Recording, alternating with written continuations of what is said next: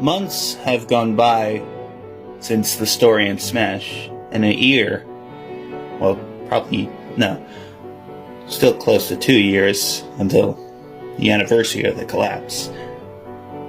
It's been a while since the gang have done anything in a while, and nothing has truly happened. Until there was some reports from a city that was reportedly stolen. How? Well, apparently there were some people that had just built around the building, and it just disappeared along with a piece of land from the city, and they're really fucking wondering where the fuck it went. The building in particular is this one specific building called Dale's Office and Service, where it's just part of the office and all that type of stuff.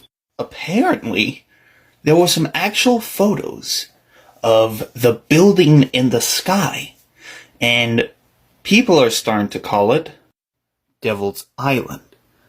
Apparently, this is what the building looked like now.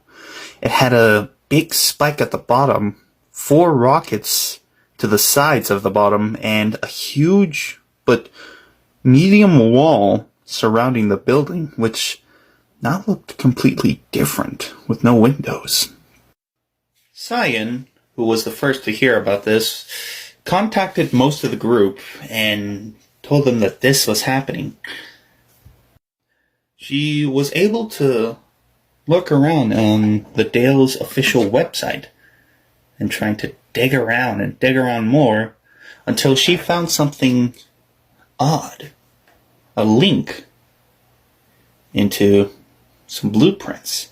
The blueprints were surprisingly basic, but they were interesting to say the least. Apparently, there's an energy source that's far beyond human. The gang didn't know what the hell was going on until Hero just decided that they were going to have to investigate and venture off to find this strange piece of land and to return it back to its original city. So, Hero, Marn, Daisuke, Cyan, Ivory, Jerrly, and even Yin partake in this adventure and journey out to find Devil's Island and what is causing this power. As the gang go by using the good old Rainbow Cruise, they noticed an island that wasn't very familiar and that wasn't even in any maps around the world, and not even in their data. So, curious as they were, they decided to check it out. The island looked like a crescent shaped, but it was too long, so they kind of thought it was like a boat. And after arriving at the island, they noticed a sign that says, "Welcome to Diki's Island." They later come to the conclusion that this island is new. And it has something to do with a floating building Devil's Island. So, they decide to surround the entire place and explore the island. The first thing to be found was a small village by Yin and Marn. They found this village to be deserted, with nothing but just food, equipment, and some boats that apparently were never used. Jerrly and Daisuke found a lighthouse at one of the tips of the island. Apparently, the lighthouse is still operational, and they eventually found someone that claims to be the only one in the island, and that his name is Diki. Ivory and Cyan found a cave. That is where the remaining of the people were. The remains. It was filled with shackles, bones, and a letter saying to not trust Diki. Finally, Hero decided to approach the tower in the only broken space of the island and found someone that was starting to attack with arrows and fireballs, which is pretty strange, but luckily Hiro was able to dodge all the attacks and reach the top of the tower. After apprehending the guy, he says to Hiro to not trust the lighthouse keeper before rotting away all of a sudden. Using some sort of communicator from Cyan, he warns the other that this Daisuke person is very dangerous. As Cyan gets note of this, she quickly takes Jerrly away from the man and leaves the lighthouse. It didn't take long until Daisuke showed himself as some sort of demon and started taking chase. Luckily, they were able to escape the island, heading towards their current objective. After barely escaping Daisuke, they were off again, flying in their rainbow cruise. Cyan was a bit confused and scared. She felt a strange sense of deja vu, like this has happened before. Hiro felt the same. He felt like someone came back to just fuck with them. To just make sure they don't come back to end their lives. After hours of flying, they let her come to another reading somewhere near Russia. A giant piece of land with trees everywhere. This was another one. And it's already been occupied by another type of security. And they call it Genesis. After arriving at Genesis, it was pretty desolate with a few outposts of this so-called agency. Until they come across one place that looked a bit more different than the rest. A park that had some implications and some problems with both Russia and Israel. It was called Shalom Forest. After arriving at the park, they noticed that a few things are still in there and a few things were closed off thanks to the agency. As usual, and just like Daisuke's, they split up. Hiro and Daisuke would go into this section where the bathrooms were. Cyan and Marn would look around in this area, which supposedly there was a lake there. While Ivory, Yin, and Jerrly would stick together and explore the entirety of the park. While exploring the park, they noticed that there are these areas that do not allow for explorers to come in, and that employees can only get in there.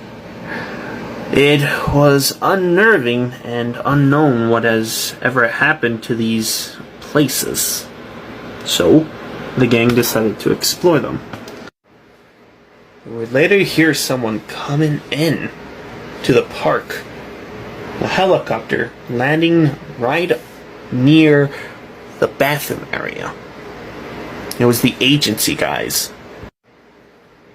Hiro and Daisuke were gonna get ready to fight these guys, but they didn't intend to harm them. Just to explain to them that they shouldn't be here and that it's their turf. The rest of the gang were later alerted by the helicopter and they decided to go check it out, only to see Hiro and Daisuke talking it down. We are part of the Restrictive Power Agency, and you are walking on restrictive areas, the pilot said before warning them once more that they shouldn't be here. But before the team could fly off, Hiro said, "Do you know anything that's going on with the Devil's Island?" The team paused, and one of them even said, "Head to this location. We'll tell you everything we know," before leaving. So, the gang hop on the cruise and follow the helicopter.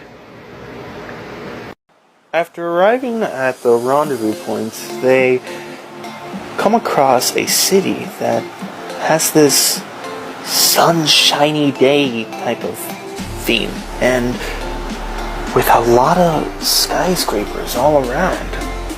There's a place called Skonovania. After arriving, they notice that there is a gaping hole in one of the areas, and Cyan remembers this was the building. That was Devil's Island. But this was another place that was not in the usual maps around the world, nor in the database. It's kind of weird that these agency, the restrictive power agency, were able to find this and alert the residents of the city and the nation to calm down and to say that everything is okay. After arriving at the ground, they come across two agents that are discussing the situation. One of them was Dan, a very reluctant and very reassuring agent of the RPA. Ryan, one of the smarts in the RPA and a very well guy. After seeing the guys, Cyan just straight up told them what the hell is going on. And they got straight to the point. Apparently, there was a man that tried to approach the city since the city was reluctantly fresh. And after arriving, he just disappeared in the city. That was until a few days later, one of the buildings were under construction, and this shocked a lot of the residents, even including the founder of the land. So the RPA was called, and hell broke loose. The building was armed, and a fight broke out. And after a lot of fighting, the Devil's Island was ready to take off and vanished from the city. Ryan insisted that the gang would relax for a bit, and Hero agreed. So, they relaxed. As a few hours go by, the gang later go into a underground base built underneath the city.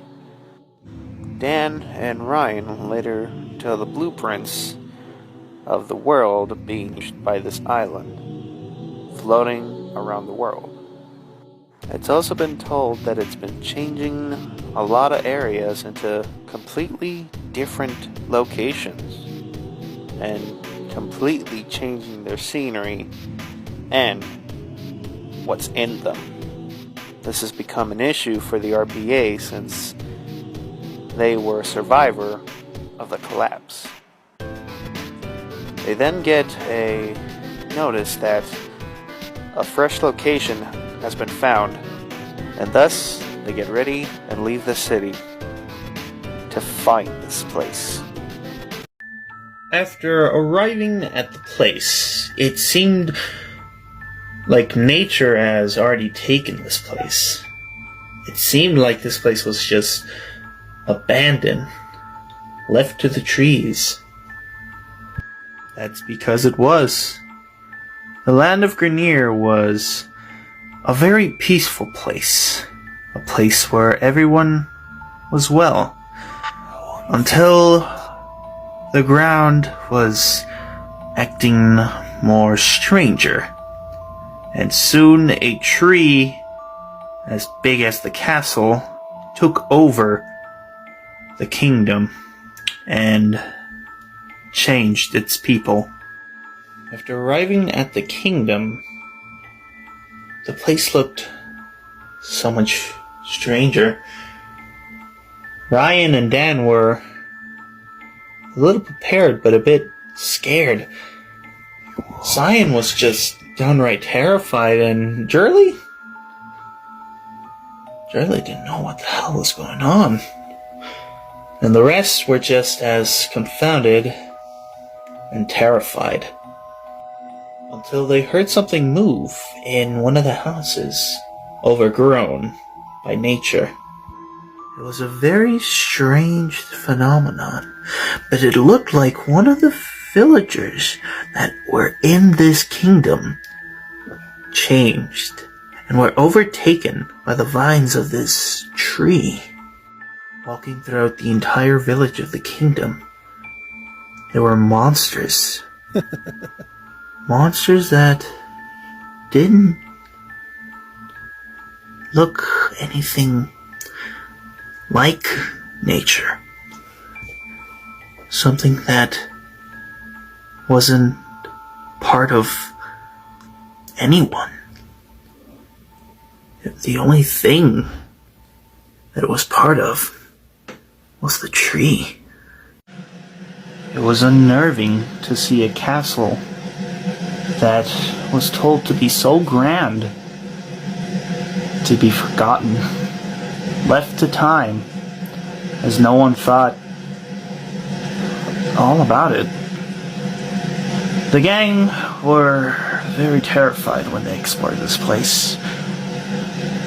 They saw monsters and people overrun by this plant. They wondered, what happened to the king? What happened to this beautiful kingdom? It turned into a prison for those who stepped in it.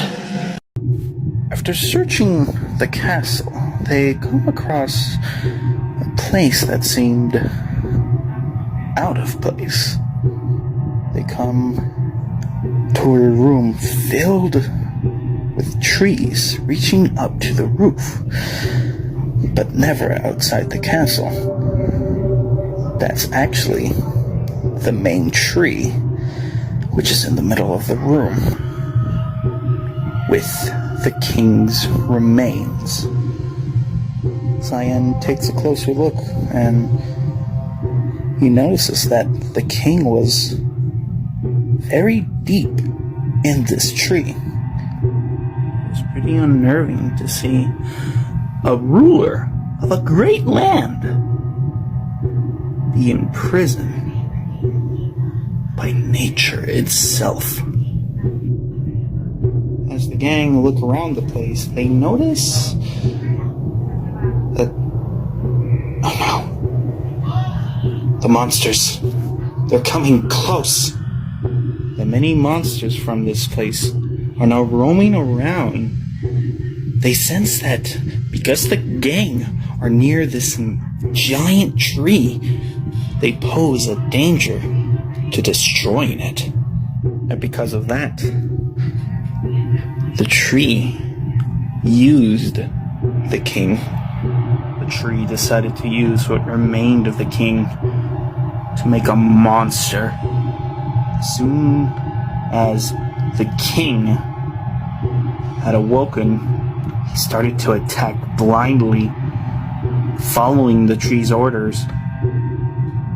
The gang tried to flee, but they also tried to attack back, but no matter what they did, these monsters just kept appearing one by one, and the king was not even with a dent. Until Hero found something. The other hand of the king with a sort of crystal. He knew what must be done. So he picked up a sword and plunged the sword into the crystal, destroying it. The monsters were confused and screaming. This gave them a chance to run. It was a close call, but they were able to escape the castle, and they were able to watch it crumble into nothing, taking the tree with it. They find a more peaceful place and rest there until Evac comes in and rescues them. After the retrieval, it was quite annoying what they saw there, and they didn't know what to do. They were shocked. Ryan asked Hero what the hell he just stabbed, and Hero responded, "A sort of crystal. I don't know. It was in the hand of that beast." Time passes when Cyan feels something in her pockets. A small piece of paper with something written in it. "The road is still fresh. Don't convenient." And 35% written in it. What the hell was going on?